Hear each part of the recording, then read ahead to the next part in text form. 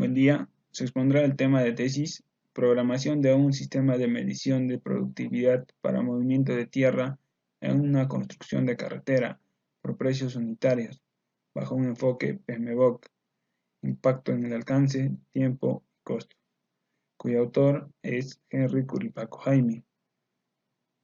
Los alumnos expositores son Flores Callavi Simón Lucio, Luján y Anasupo Max Anthony, de la Cruz Cisneros Juan Jr. y de la Cruz Cabrera Harold Yoshimar.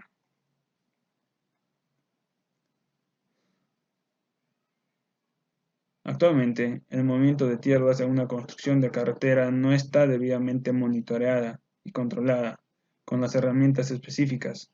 Esto origina problemas de una mala gestión, evidenciándose en su productividad.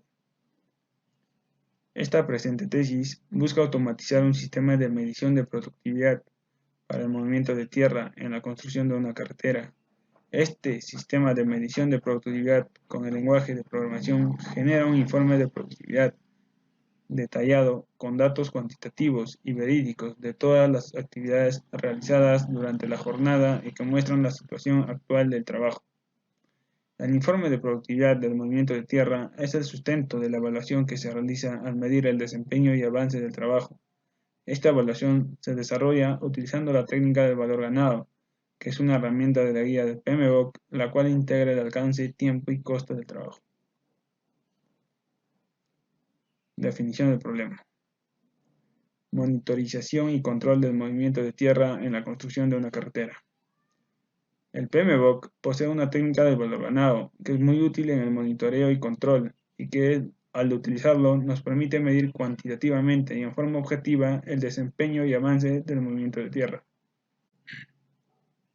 Sustento de la evaluación del desempeño del movimiento de tierra en una construcción de una carretera.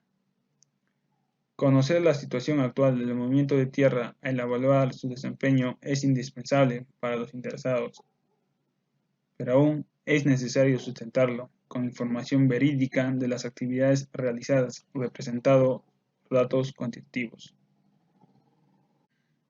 Actualmente, medir el desempeño del movimiento de tierra y sustentarlo se desconoce, porque en la construcción de una carretera aún está vigente el sistema de producción en tradicional, el cual le da poca importancia.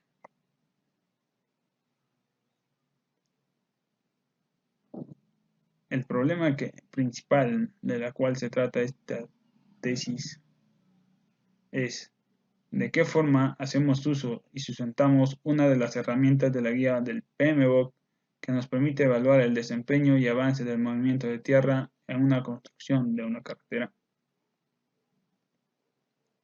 Bajo la siguiente justificación, la herramienta con la cual queremos trabajar y aplicar al movimiento de tierra es la técnica del valor ganado, siendo este la única con la cual podemos evaluar las mediciones del trabajo realizado y compararlo con el trabajo planeado y determinar así los costos incurridos realmente, lo cual se expresa literalmente como desempeño del trabajo, cuya importancia es que mediante este conjunto de fundamentos para la dirección de proyectos que son reconocidos como buenas prácticas, busca involucrar habilidades, técnicas, herramientas para poder aumentar las posibilidades de éxito gracias a un consenso sobre su utilidad y valor. Por tanto, el objetivo es automatizar un sistema de medición de productividad para el movimiento de tierra en la construcción de una carretera que nos proporcione la información necesaria para sustentar la evaluación de las mediciones de su desempeño y avance. Todo con el fin de demostrar la siguiente hipótesis, que para el movimiento de tierra en la construcción de una carretera debemos automatizar un sistema de medición de la productividad, porque la información generada por esta será un sustento después de evaluar cuantitativamente las mediciones de desempeño y avance actual. Dicha evaluación se realizará utilizando una de las herramientas denominadas la técnica del valor ganado.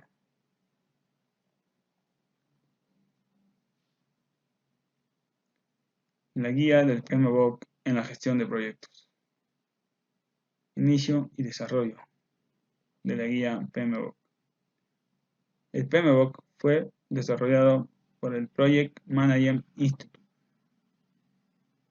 el PMI, cuya primera versión fue publicada en 1987, la segunda en el 2000, la tercera en el 2004 y la cuarta en el 2008. Actualmente está en vigencia la quinta versión, publicada en el 2013, que consta de 47 procesos. Grupos de procesos de la guía PMBOK. Procesos de la dirección de proyectos para un proyecto según el PMBOK. Un proceso es un conjunto de acciones y actividades interrelacionadas realizadas para obtener producto, resultado o servicio, cuyas entradas son los procesos orientados al producto. Estos procesos específicos para crear el producto del proyecto. Y mediante unas técnicas y herramientas se prosiguen los procesos de dirección de proyectos, quienes aseguran que el proyecto avance de manera eficaz durante su existencia, para así obtener mejor desempeño en tiempo y costo.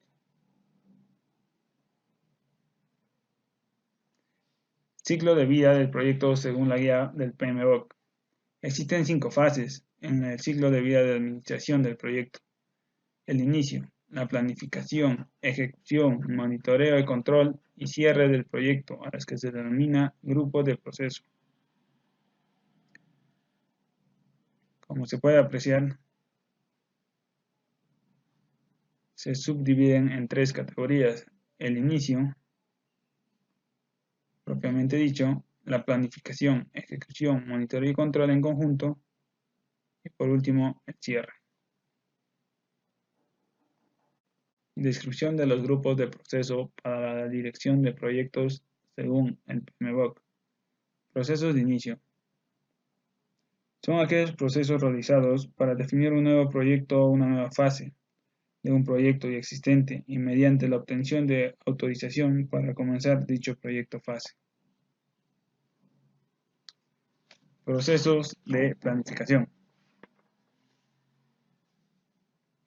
Son aquellos procesos requeridos para establecer el alcance del proyecto, refinar los objetivos y definir el curso de acción necesario para alcanzar los objetivos para cuyo logro se comprendió el proyecto. Procesos de ejecución. Son aquellos procesos realizados para completar el trabajo definido, buscando cumplir con las especificaciones del mismo. Procesos de monitoreo y control. Son aquellos procesos requeridos para dar seguimiento, analizar y regular el progreso y el desempeño del proyecto. Este seguimiento proporciona al equipo del proyecto una idea acerca de la salud del proyecto y resalta cualquier área que necesite atención adicional. Proceso de cierre. Realizados para finalizar todas las actividades a través de todos los grupos de procesos, a fin de cerrar formalmente el proyecto o una fase del mismo. Interacción entre los procesos de las direcciones de proyecto. Los procesos de dirección de proyectos se representan como elementos independientes. Sin embargo, en la práctica se superponen, interactúan, son iterativos y muchos de ellos se repiten. De esta forma se expresa la naturaleza integradora que tiene la dirección de proyectos, que mediante un proceso de inicio permite la interacción de procesos de planificación con los procesos de ejecución, para luego darse los procesos de cierre. Áreas de conocimiento de la guía del PMBOK. Los 47 procesos de la dirección de proyectos identificados en la guía del PMBOK se agrupan en 10 áreas de conocimiento diferenciados. Estas 10 áreas de conocimientos se utilizan en la mayoría de los proyectos durante la mayor parte del tiempo. Los equipos del proyecto deben utilizar de manera más adecuada en su proyecto específico. Estas 10 áreas son: gestión de integración del proyecto, gestión del alcance del proyecto, gestión del tiempo del proyecto, gestión de los costos del proyecto, gestión de la calidad del proyecto, gestión de los recursos humanos del proyecto, gestión de las comunicaciones del proyecto, gestión de los riesgos del proyecto, gestión de las adquisiciones del proyecto, gestión de los interesados. Gestión de la integración del proyecto. La gestión de la integración facilita la interacción entre los diferentes grupos de procesos y permite el flujo de información entre ellas, manteniendo articulados los diferentes procesos y sus respectivas salidas. Estos 6 procesos conforman el área de conocimiento, delinean los objetivos generales de sus respectivos grupos y procesos. Se utilizan para direccionar y guiar todos los procesos bajo ellos. Entre estos 6 tenemos: desarrollar el acta de constitución del proyecto, desarrollar el plan para la dirección del proyecto, dirigir y gestionar la ejecución del proyecto, monitorear y controlar el trabajo del proyecto, realizar el control integrado de cambios y cerrar proyecto fase. Gestión del alcance del proyecto. La gestión del alcance del proyecto incluye los procesos para garantizar que el proyecto incluya todo el trabajo requerido para completarlo con éxito. El objetivo principal de la gestión del alcance del proyecto es definir y controlar qué se incluye y qué no. Entre ellos tenemos: planificar la gestión del alcance, recopilar requisitos, definir el alcance, crear la estructura de desglose del trabajo o EDT, validar el alcance, controlar el alcance.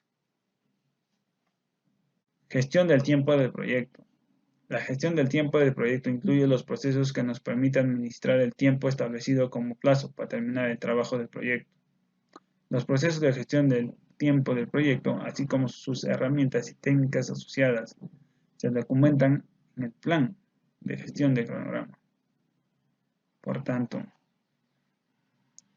dentro de la gestión del tiempo del proyecto tenemos: planificar la gestión del cronograma, definir las actividades, secuenciar las actividades, estimar los recursos de las actividades, estimar la duración de las actividades, desarrollar el cronograma, controlar el cronograma.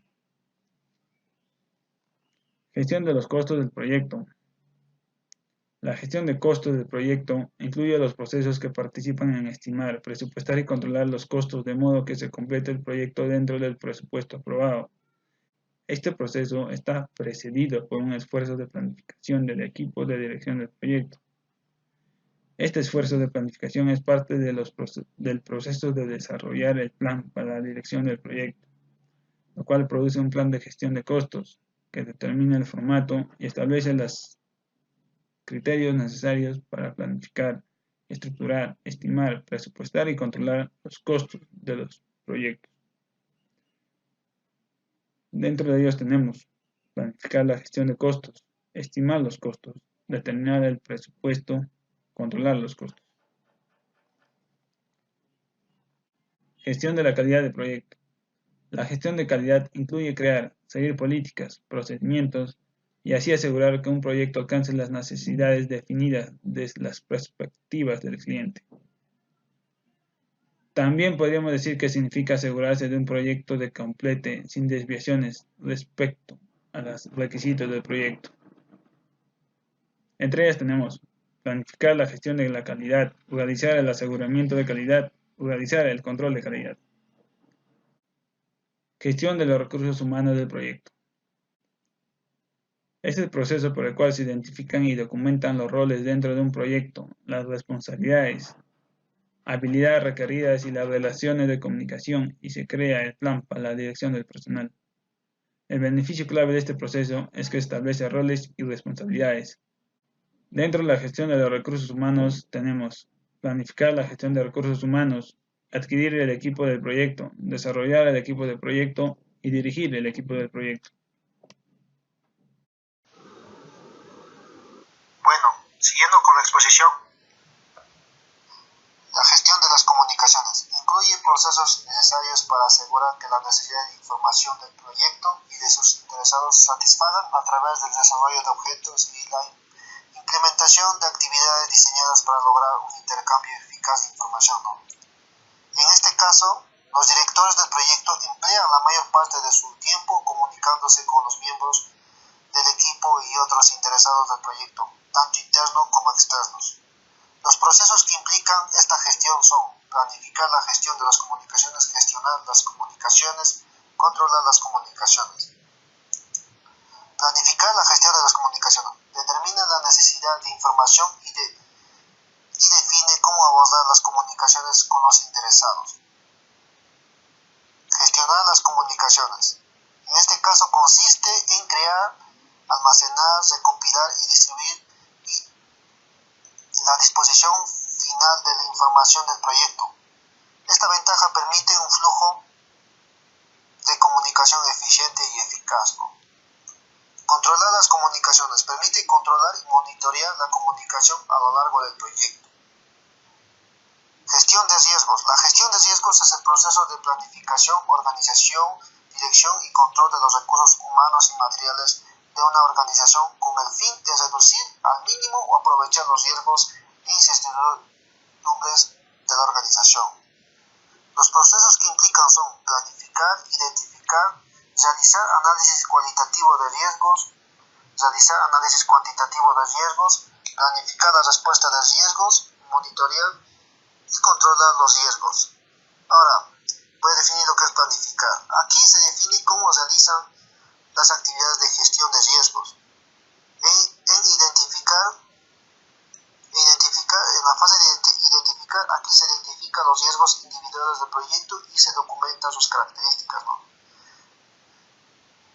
En la fase de realizar análisis cualitativo de riesgos, en este proceso se prioriza el riesgo en el proyecto para realizar el análisis y evaluando y saber si tiene un impacto negativo o positivo.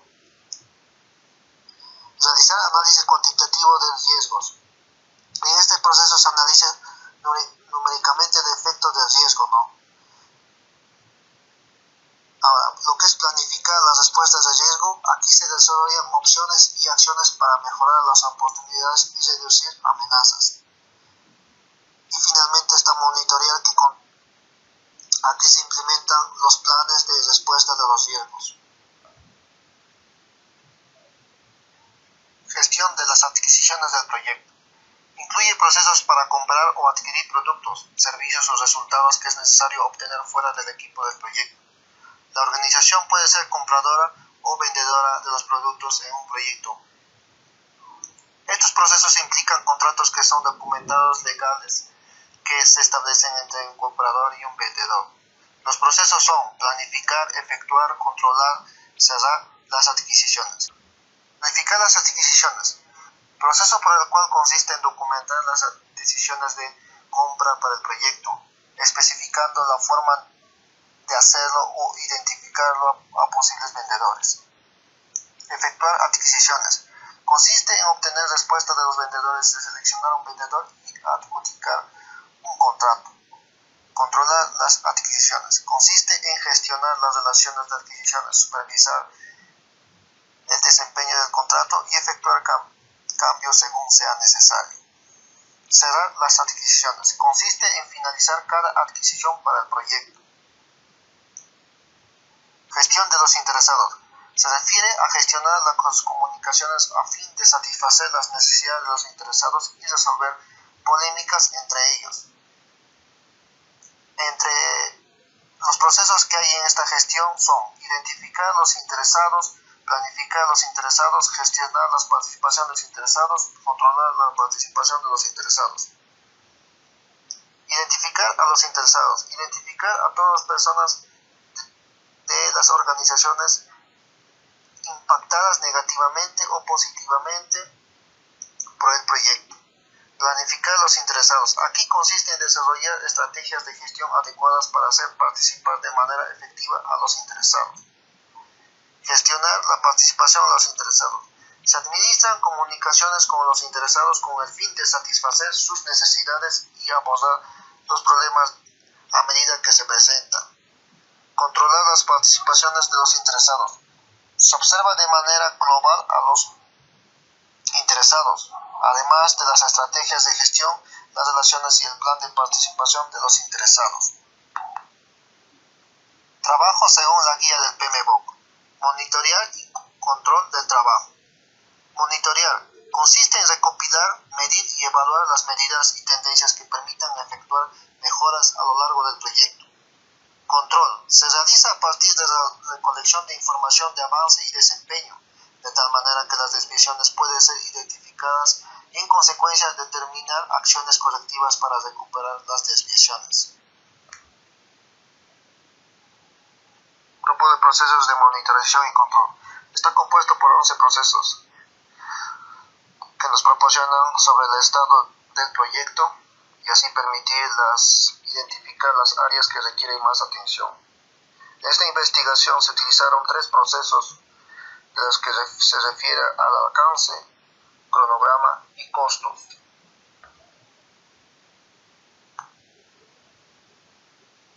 La gestión del valor ganado. Es una técnica que permite controlar simultáneamente el alcance, el tiempo y los costos del proyecto, lo que posibilita medir el desempeño del proyecto con base a lo planificado. Realizando este análisis, comparamos cantidad de trabajo planificado con la cantidad de trabajo real que se ha ejecutado, y así podemos determinar si el trabajo va según lo previsto y dentro del presupuesto del proyecto.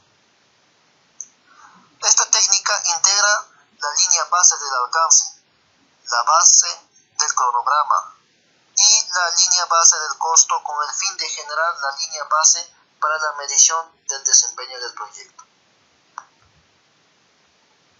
Utilidad de la gestión del valor ganado. El valor ganado nos permite brindar información del proyecto, por lo cual podemos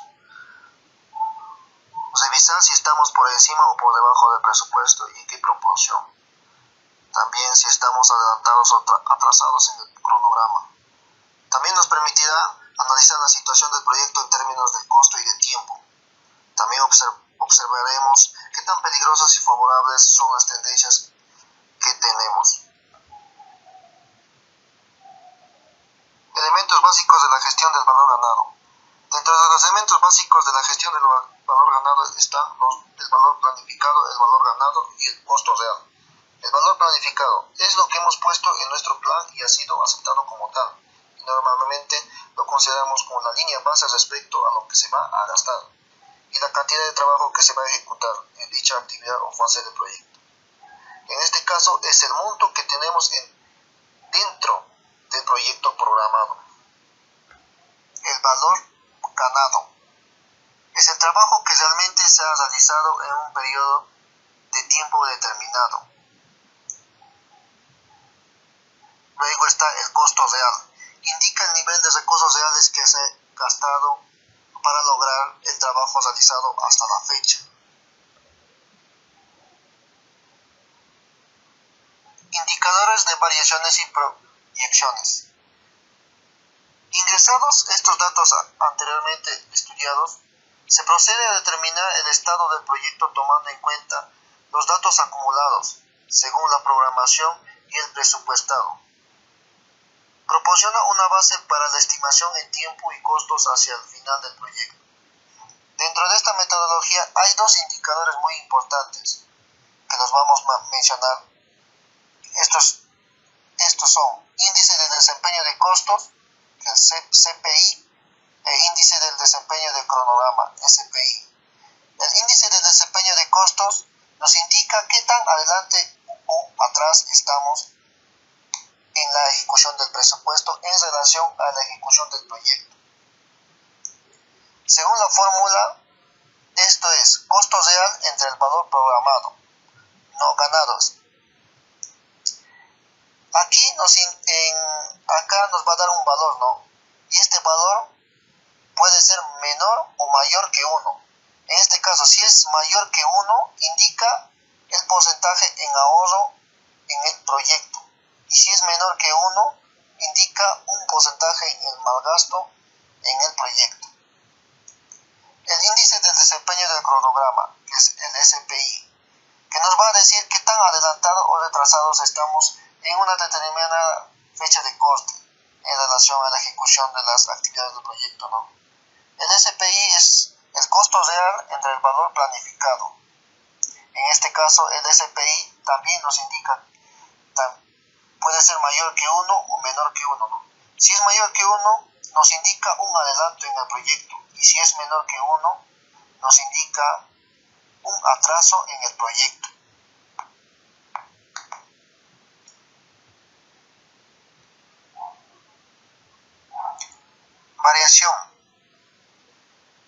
Variaciones de cronograma y variaciones de costo. Variaciones de cronograma es la medida del desempeño del cronograma en un proyecto. Esta variación es útil ya que puede indicar un retraso, un SB negativo o un adelanto con un SB positivo del proyecto con respecto a la línea base del cronograma. La fórmula indica el costo real menos el valor planificado, ¿no? Variación del costo es la medida de desempeño del costo de un proyecto. Esta variación del costo al final del proyecto es la diferencia entre el presupuesto de la conclusión y la cantidad realmente gastada. Un CB positivo indica el valor del ahorro en los costos del proyecto y un CB negativo indica el valor del sobrecosto en el proyecto. En este caso, observamos la fórmula ahí, ¿no? En la figura.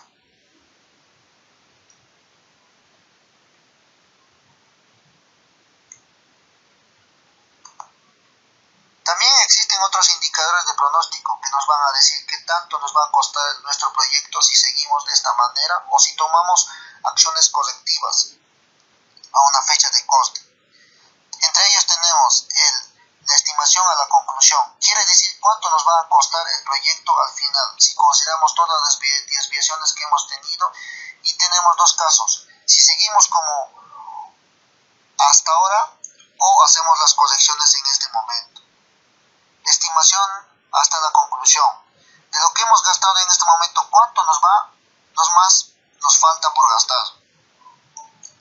Y la variación para la conclusión, que es el BAC, que nos indica y nos compara lo que vamos a gastar, es decir, el EAC al final con lo que deberíamos haber gastado, es decir, el BAC. Esa diferencia nos indica cuánto más o menos vamos a gastar en el proyecto. Por ejemplo, observando en la gráfica, la curva de color amarillo es el que representa la línea base de costos, que es el valor planificado. La curva celeste es el valor ganado y la curva rosada es el costo real. Por lo que me preguntaría, ¿cuál es el estado o la situación en que se encuentra el proyecto respecto a lo planificado hasta la fecha de coste? Lo primero que debería fijarme es que el costo real a la fecha de hoy es superior al valor ganado, o lo que es lo mismo, el valor de trabajo realizado está debajo del costo real. Por lo que tenemos que una primera conclusión, que el proyecto presenta sobrecostos. Nuevamente, si comparamos el valor ganado con el valor planificado, nos damos cuenta que el valor ganado también se encuentra por debajo de lo planificado, por lo que podríamos decir que el proyecto no está cumpliendo los plazos inicialmente previstos. Por lo tanto, podemos concluir que el proyecto presenta un sobrecostos y está retrasado respecto a la planificación temporal.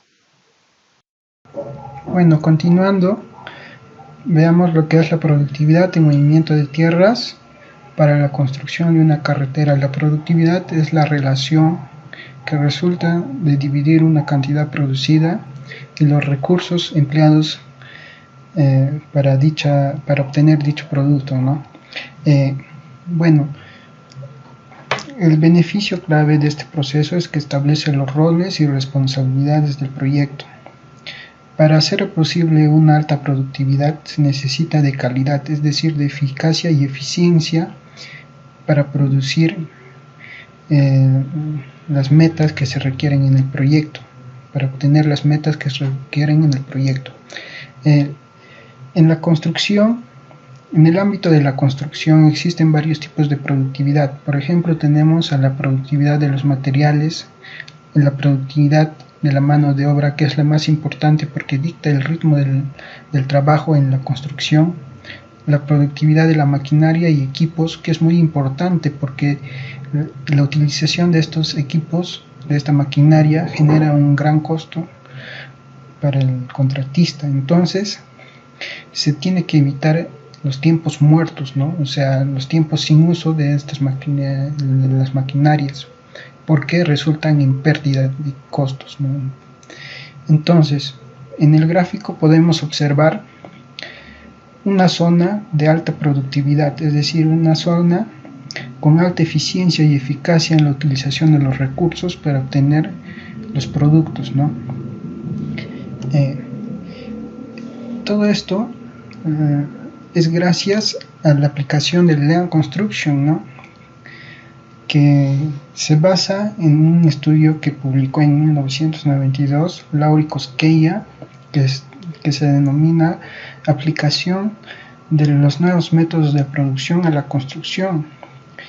Y en este artículo nos dice Koskela que la construcción es un flujo de materiales desde el ingreso de los materiales hasta la salida, que serían los productos o el producto de la construcción, ¿no? Entonces, el proceso que transforma los materiales de entrada hasta el producto se denomina conversiones, y todo lo demás que no está relacionado a las conversiones, es decir, a dar valor agregado a los materiales y convertirlos en un producto, se denomina flujo de materiales, ¿no? Entonces, lo que se trata en esta filosofía de Lean Construction es minimizar todo aquello que no agregue valor agregado a los materiales, ¿no? O sea, minimizar el flujo netamente de los materiales. Entonces, de eso se trata la alta productividad. El Lean Construction y el mejoramiento de la productividad nos dice que el Lean Construction es un proceso es un proceso de retroalimentación en sí mismo que se produce que se aplica al ámbito de la construcción, ¿no? Es decir, se evalúa el proceso. Una vez realizada la actividad, se evalúa el proceso haciendo las actividades de la medición, que es la toma de datos y su posterior procesamiento estadístico, la evaluación de la productividad, que se hace tomando los resultados del estadístico a partir de la toma de datos, que nos permite diagnosticar en qué estado se encuentra la obra y identificar los problemas. La implementación del plan de mejoramiento, donde formulamos las acciones de mejoramiento aplicando la filosofía de Lean Construction.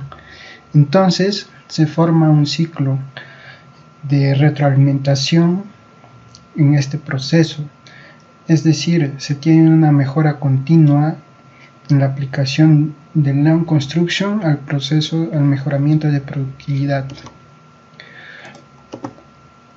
Un proyecto vial responde a una necesidad o a resolver un problema de una determinada población y genera un gran gasto al gobierno, ¿no? Al Estado, a la administración pública, por lo que se debe justificar debidamente un proyecto de esta magnitud. Se justifica mediante factores técnicos, económicos, sociales, ambientales o también si está incluido dentro de un plan de ordenamiento territorial, ¿no? Es decir, cuando se proyecta a futuro la construcción o se prevé a futuro la construcción de una carretera, ¿no? Que puede satisfacer, por ejemplo, cuando crece una ciudad o en caso de la interconexión entre distintas comunidades, ¿no? O tal vez puede responder a un tema de estrategia de defensa o soberanía nacional. El sistema de contratación para este tipo de obras civiles, o sea, para la construcción de carreteras, está establecido en el reglamento de la Ley de Contrataciones del Estado y se ajusta a un sistema de precios unitarios, es decir, cuando no se tiene la certeza exacta de la cantidad de metrados que se van a realizar o ejecutar, o la cantidad de materiales que se van a usar, entonces se adapta correctamente a esta modalidad de precios unitarios. Bueno, el proceso constructivo de una obra vial es como sigue. Acá nos dice en esta tesis que son los trabajos preliminares, que son trabajos, por ejemplo, de limpieza del terreno, puede ser las obras provisionales, que son las construcciones de almacenes, de otro tipo de construcciones que son necesarias para la obra.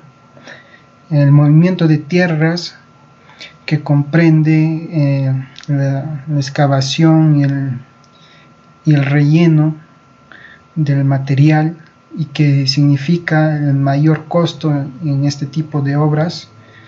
La construcción de drenaje que permite el paso del agua, la construcción de las bases subbase, la construcción de la superficie de pavimento o rodadura, la construcción de estructuras de puentes que sirven para saltar obstáculos, ya sean, por ejemplo, los ríos que puedan existir en este tipo de obras civiles, y la colocación de señales de tráfico, que son la señalización horizontal en las carreteras, el alumbrado para las carreteras y otro tipo de señales que puedan haber.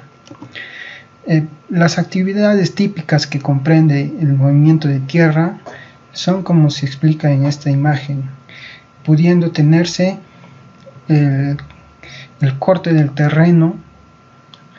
Ahora también puede existir la voladura si el terreno son rocas, ¿no? Rocas grandes, puede darse la voladura. La carga, el acarreo, tal vez el material necesita zarandearse o clasificarse. La nivelación, la compactación y finalmente la pavimentación. Los equipos que se usan para el movimiento de tierras son los que ya se conocen, ¿no? Como son la excavadora, el cargador frontal, que sirve para la carga, el transporte del material hacia el volquete, los volquetes, que sirven para el acarreo del material, las motoniveladoras, que sirven para nivelar y dar la pendiente que se requiere en el componente constructivo, el tractor con hojas de empuje, que son equipos, maquinarias robustas que sirven de corte y también de transporte de los materiales, de la tierra. Y también tenemos la compactadora, que consta de un rodillo de gran peso que sirve para compactar el terreno, ¿no?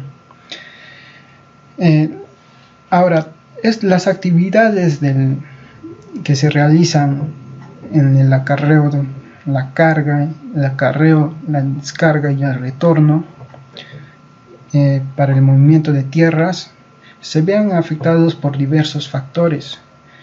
Por ejemplo, en el carguío, el tiempo de carguío se ve afectado por el tamaño y el tipo del cargador, la habilidad del operario, la condición en que se encuentra el material, el volumen que va a llevar el vehículo. También tenemos factores que afectan al tiempo de acarreo, o sea, al transporte del material, ¿no? Por ejemplo, pueden ser la condición de las vías de transporte, la ruta de transporte, la condición en qué estado se encuentra, las condiciones climáticas, la fricción entre la superficie de la ruta y el volquete, las llantas del volquete, los rendimientos que pueda tener un determinado vehículo, la habilidad del conductor, entre otros factores, y también la descarga, ¿no? El tiempo de descarga que se puede ver afectado también por la condición del material que se va a descargar, la forma de manipular el material en la descarga, el tipo de la operación del equipo de acarreo. Entonces, todos estos son factores que influyen en el tiempo para realizar esta actividad de movimiento de tierras. Entonces, todo esto afecta a la productividad, a la optimización que se hace, que se requiere para llegar a la meta del proyecto, ¿no? Vemos cómo es el método del metrado de transporte de material granular. Para metrar este tipo de material se tiene dos métodos, ¿no? Uno hasta 1 kilómetro y otro cuando sobrepase el kilómetro, ¿no? Entonces, el metrado del material se realiza como dato de entrada. Se tiene la distancia del centro de gravedad de donde se realiza la carga del material hasta donde se realiza la descarga del material, hasta el centro de gravedad donde se realiza la descarga del material. Entonces se tiene el metrado de acarreo del material es igual al volumen total transportado por la distancia d. Y también se tiene el costo de material hasta 1 kilómetro, que es igual al metrado de hasta 1 kilómetro de material granular por el costo hasta 1 kilómetro de material granular. Ahora, si se sobrepasa, si la distancia d es mayor a 1 kilómetro, entonces el metrado de más de 1 kilómetro de material granular es igual al volumen total de material granular que es transportado por la distancia d menos 1, que es mayor a 1 kilómetro. Entonces, el costo, para determinar el costo de más de 1 kilómetro, se realiza la operación, la siguiente ecuación, ¿no? El costo de material de más de 1 kilómetro es igual al metrado de material hasta 1 kilómetro por el costo hasta 1 kilómetro de material granular, más el metrado de más de 1 kilómetro de material granular que es transportado por el costo de transportar de más de 1 kilómetro de material granular. Entonces es así como se realiza el metrado del transporte del material granular. Por último tenemos los resultados. Para ello hemos dividido el metrado del proyecto entre 5, porque son 5 camiones que se va a utilizar para estas partidas de movimiento de tierras. Para ello hemos escogido al azar un camión que le vamos a llamar el camión A. Entonces, lo que nos interesa de esta tabla son los metrados que va a realizar, ¿no?, este camión para distancias menores a 1 kilómetro y distancias mayores a 1 kilómetro. Estos metrados vamos a multiplicar por su respectivo costo unitario y vamos a obtener el presupuesto de estas partidas. Con ello vamos a obtener los presupuestos por días, hasta el quinto día de análisis. Con ello vamos a obtener lo que es el valor de programado, que va a ser 10.244.75. Luego de ello tenemos que calcular el costo real con los valores reales de las horas máquina de los camiones, del cargador frontal y con el avance real de la obra.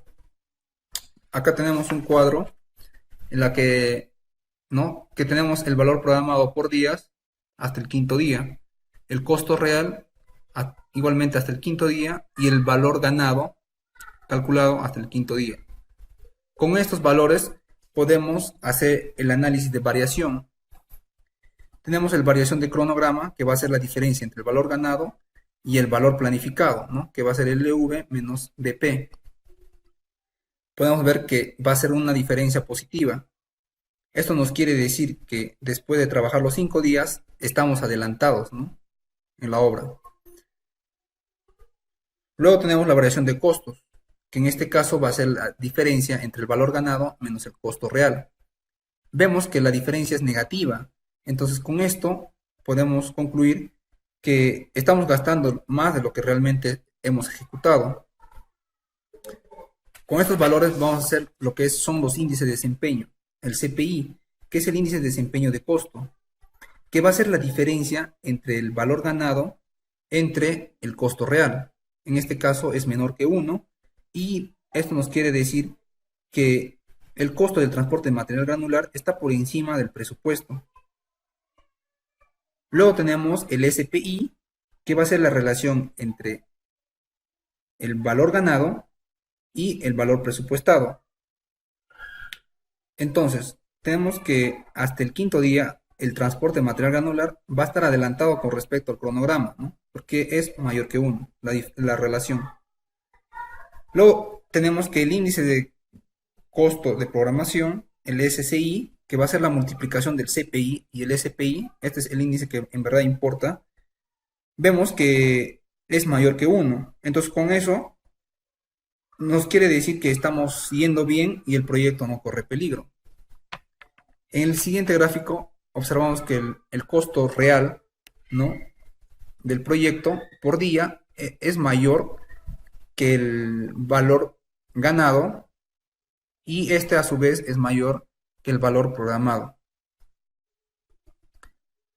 Luego tenemos el sustento del desempeño de transporte de material granular, ¿no?, para distancias menores de 1 kilómetro y mayores a 1 kilómetro.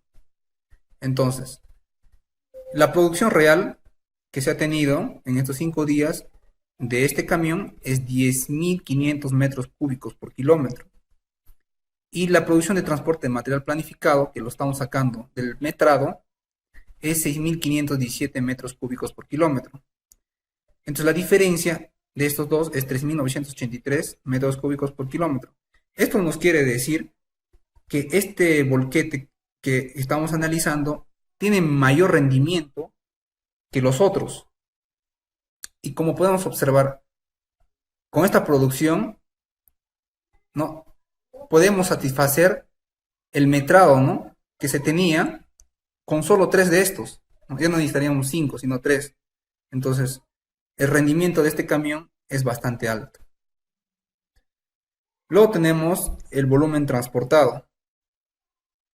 El volumen transportado real es 555 metros cúbicos y el planificado solo era 335 metros cúbicos.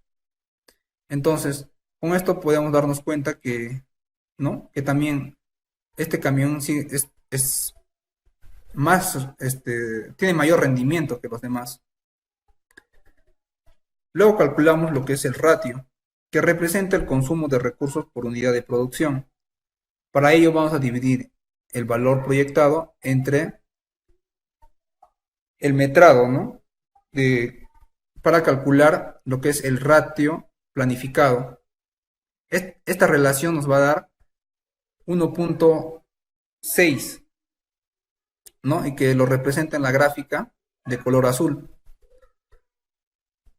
Y el ratio real se trabaja con los valores reales de cada día y con la producción también real, ¿no?, que se ha trabajado, ¿no?, en esos días.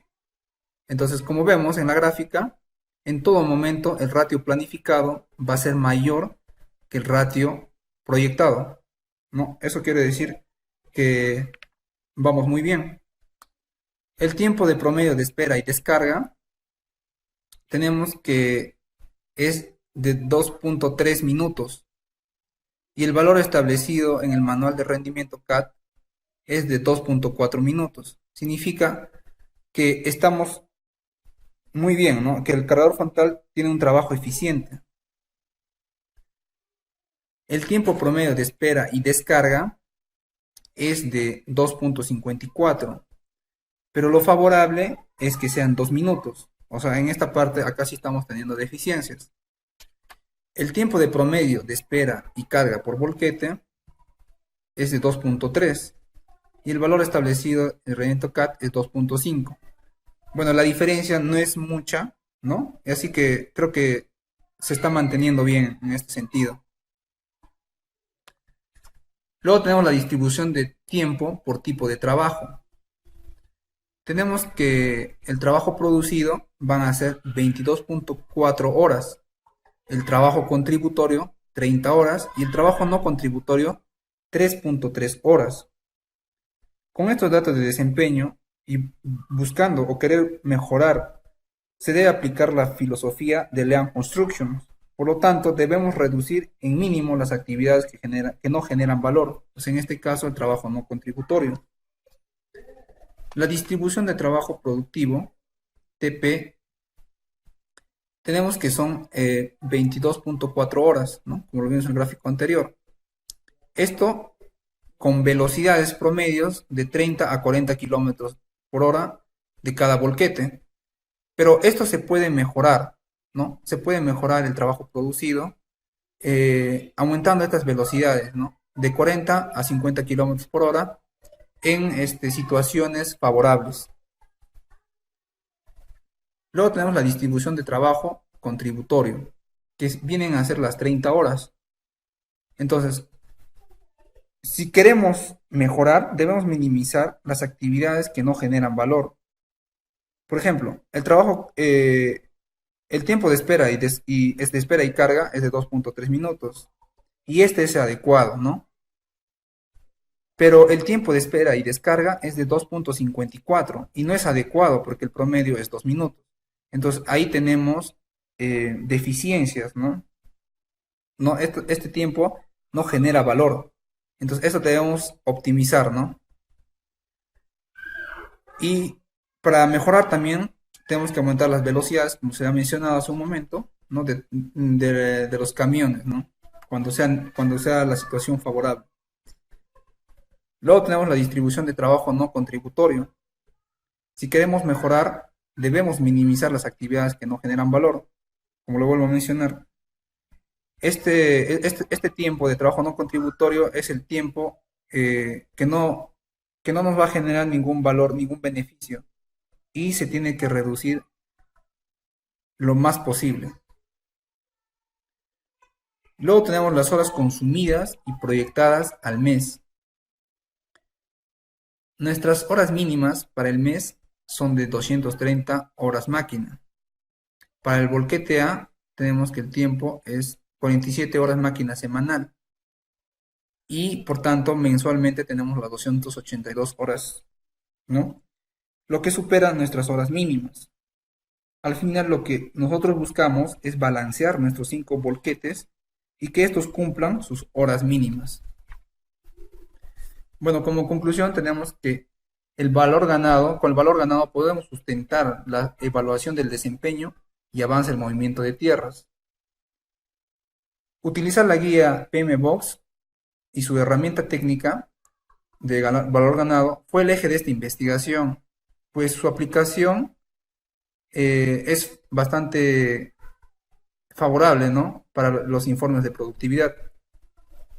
El informe de productividad está proyectado para todas las maquinarias, pero para la investigación se limita a equipos de transporte nada más. Bueno, eso es todo. Gracias.